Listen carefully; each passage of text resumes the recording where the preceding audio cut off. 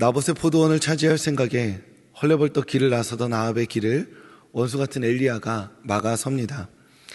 이미 나봇의 포도원을 집어삼켜버린 아합을 심판하기 위함이었습니다.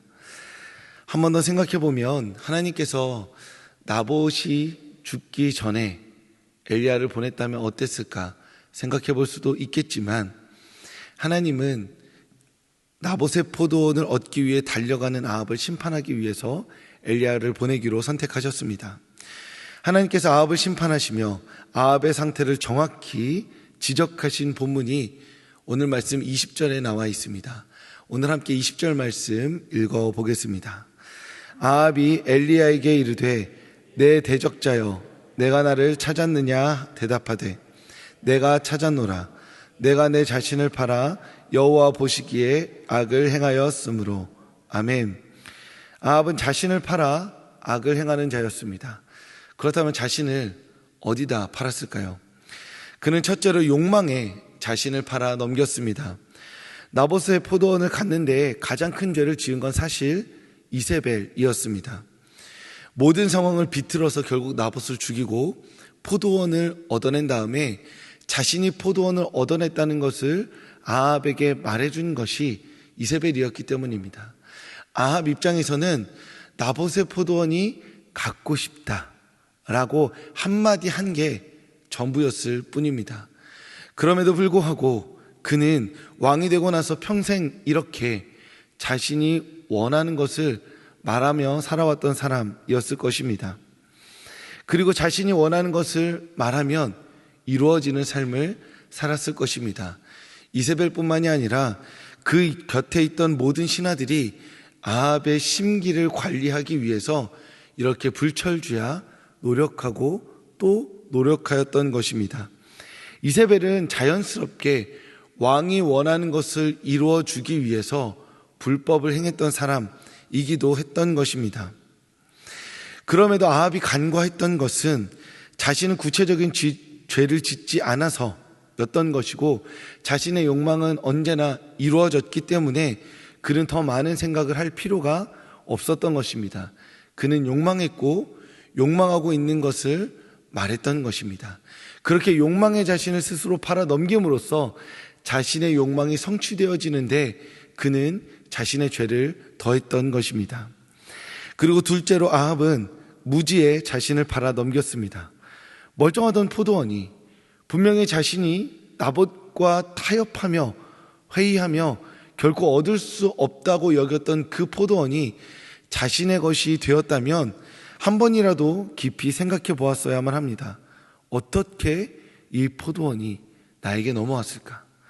하지만 그는 그렇게 생각하지 않았습니다.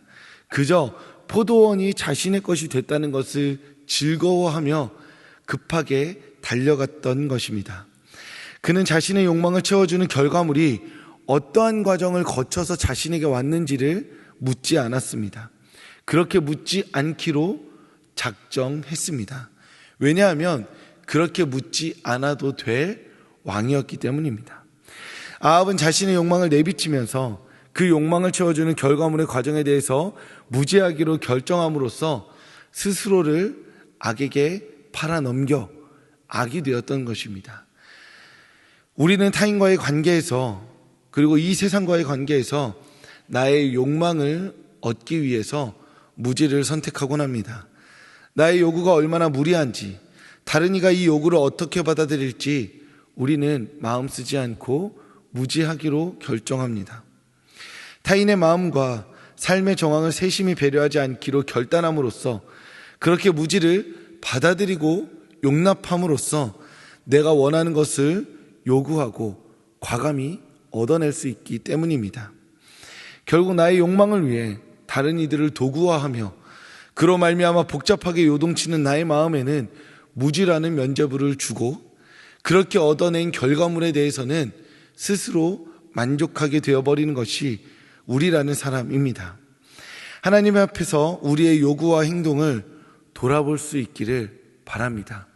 그렇게 정직하게 나의 행동과 말이 어떠한 결과를 초래하는지, 그리고 나의 행동과 말을 통해 얻어낸 이것이 어떠한 과정을 거쳐서 누군가의 마음을 황폐하게 만듦으로써 나에게 왔는지를 한 번쯤 묻고 돌아볼 수 있기를 바랍니다.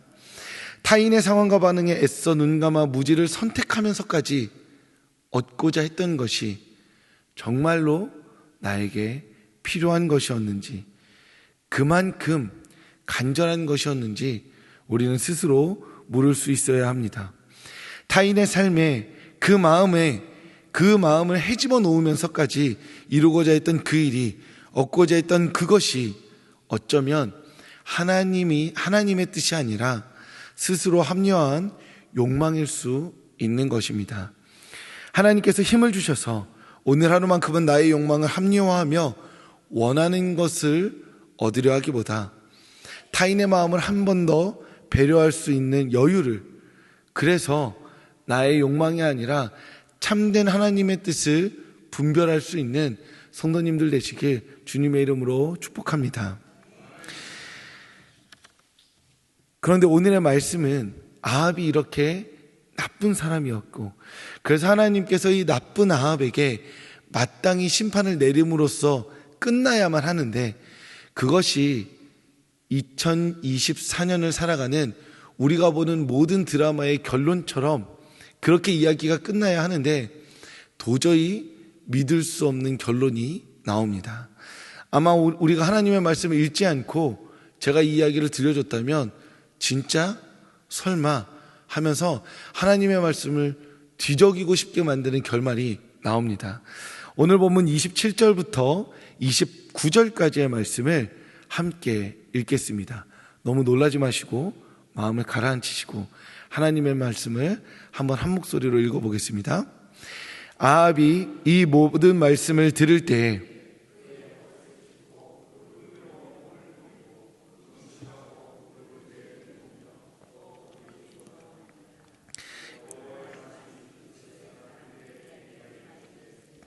아합이 내 앞에서 겸비함을 내가 보느냐? 그가 내 앞에서 겸비함으로 내가 재앙을 저의 시대에는 내리지 아니하고 그 아들의 시대에야 그의 집에 재앙을 내리리라 하셨더라. 아멘. 아합이 회개합니다. 아합은 회개할 수 있습니다. 그리고 회개해도 되지요. 제가 회개하란다 말한다고 회개 안 하는 건 아니니까요. 그런데 아합이 회개해도 하나님이 용서하시면 안 됩니다. 우리의 비뚤어진 마음이 그렇죠. 아합이 회개하고 하나님이 용서하는 이 장면을 볼 때마다 저는 요나가 생각납니다. 그리고 요나의 마음이 이해가 됩니다. 니느웨가 하나님이 얼마나 사랑하시든지 상관없이 니느웨가 그 역사 가운데 쌓은 그 죄악은 심판받아야 마땅한데 회개 한 번 했다고 하나님께서 그 모든 죄악을 없는 것처럼 여기시면 정말 기분이 나쁠 수밖에 없는 것이죠. 아합 같은 인간이 하나님 앞에서 진실된 회개 한 번으로 용서를 받아버리면 우리가 가진 도덕적 기준 안에서는 견딜 수가 없어지는 겁니다. 그냥 이것을 아합이라고 말하지 않고 매일 층간소음으로 나를 괴롭히면서 반성 없는 윗집이나 또는 내 마음을 팍팍 긁으면서 대체 자신이 어떤 잘못을 하고 있는지 도저히 반성하지 않는 이웃집 김씨, 이씨, 박씨 같은 사람들을 우리가 떠올려 보면 알 수 있습니다.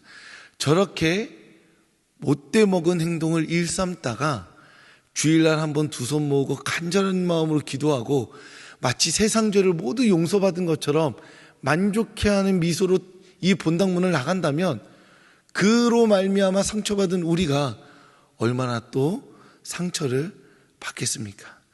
그러니까 아합이라는 한 인물의 회개는 그래 회개할 수 있지 라고 넘어갈 수 있지만 그 회개를 기꺼이 보시면서 엘리야를 불러다가 엘리야야 아합이 회개하고 있다. 너 봤니? 아합이 회개하고 있다니까? 라고 말하며 한 잃어버린 양이 돌아온 것을 기뻐하시는 하나님의 말씀을 들을 때면 우리의 비뚤어진 마음이 한 번 더 베베 꼬이게 되는 것입니다. 아합의 회개를 용서하시는 하나님을 보는 성도님들의 마음은 어떠신가요? 아합을 용서하시는 하나님을 보며 그 크신 사랑과 자비를 높이고 찬양하고 계신가요? 아니면 예로부터 비교할 수 없는 역대급 악인 아합은 역사 안에서 심판을 받아야 하는 것 아닌가라고 말하며 고개를 갸우뚱하고 계신가요? 혹시 이 공간 안에서 유일하게 저만 아합이 심판받았으면 정말 좋겠다, 하나님이 이 심판을 꼭 집행해 주셨으면 좋겠다 하고 정의로운 척하고 있는 건가요? 어떻게 생각하시는지 잘 모르겠습니다. 하지만 한 가지 확실한 게 있습니다. 아합이라는 악인을 제3자의 눈으로 지켜본다면 하나님의 용서와 자비에 속이 끓는 것이 당연합니다. 하지만 결국 아합이라는 한 인물의 이야기는 나의 이야기 또한 우리의 이야기가 됩니다.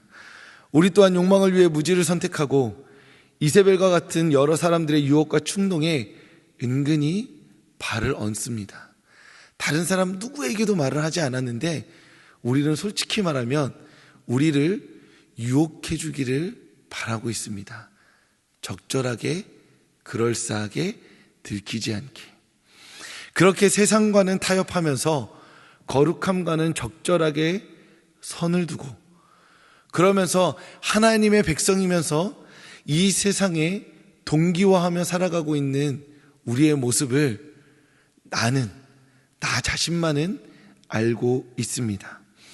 그래서 하나님이 아합 한 사람의 회개를 용서하고 자비를 베풀어 주신 이야기를 보면서 우리는 은근슬쩍 아합은 심판받아야 되라고 하지만 동시에 그 자비가, 그 사랑이 아합 같은 나에게도 베풀어 주시기를 바라게 되는 것입니다. 하나님은 아합 한 사람의 회개를 용서하고 자비를 베풀어 주심으로써 이후의 역사 가운데 있는 모든 아합들에게 기회를 주십니다. 아합의 이야기를 읽으며 아합에게서 자신을 발견하고 아합과 같이 욕망과 무지, 충동의 자신을 내어준 이들에게 하나님께서 회개의 기회가 있노라고, 네가 만약 지금 돌이켜 나에게 온다면 내가 아합을 용서하였던 것처럼 내가 너를 용서하겠노라고 말씀하고 계신 것입니다. 아합에게 집행되어야 할 정의는 나에게도 집행되어야 할 정의입니다. 그리고 우리의 죄는 하나님의 정의를 감당할 수 있을 만큼 결코 가볍지 않습니다. 그러니 우리는 정의를 말하기보다 하나님의 사랑과 자비를 말함으로 우리에게 베풀어질 그 하나님의 사랑과 자비를 기대할 수 있어야만 합니다. 이 새벽 예배 자리에 나오신 성도님들, 하나님 앞에서 우리의 어긋난 욕망과 또한 무지에서 벗어날 수 있기를 기도하는 오늘 이 시간이 될 수 있기를 바랍니다. 그리고 또한 우리를 용서하시고 자비를 베푸신 하나님의 은혜에 감사하며 불쑥불쑥 튀어나오는 정의에 대한 마음이 아니라 타인을 바라보며 너그럽고 여유로운 마음으로 하나님께서 나에게 그 사랑과 자비를 베푸셨듯 내가 오늘 만나는 모든 이웃들에게, 모든 곁에 있는 이들에게도 동일하게 사랑과 자비를 베푸시기를 바랄 수 있는 너그러운 마음과 여유를 하나님께 구하는 오늘 하루 되실 수 있기를 주님의 이름으로 축복합니다.